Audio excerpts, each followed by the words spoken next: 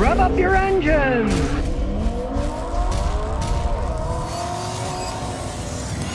Today I'm going to show you how to fix two common problems on this Toyota pickup truck. Now this was towed over to my house for one main reason.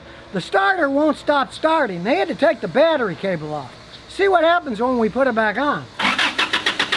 It won't stop cranking. Now she tried starting the truck, and when she did, the truck started, but the starter wouldn't stop cranking. 99% of the time that's just the starter shorting out internally.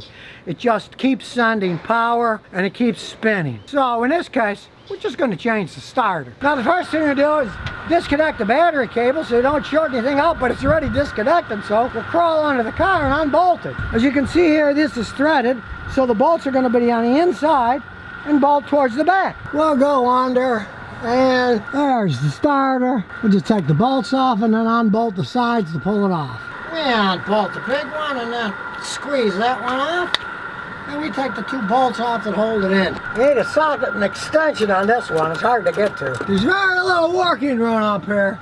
But way inside, up in here, you can see that bolt head right up in the top. So after we remove the two bolts holding it on, we just slap one of these starters in, bolt it on. It's a lot easier putting them in than it is taking them out, especially when they're 24 years old. Then we put the battery cable back on, close the hood, and see what happens. And success. So if your vehicle starter keeps spinning and won't turn off, now you know how to fix it yourself. And yeah, you might get a little dirty and sweaty, but think of the money you're saving.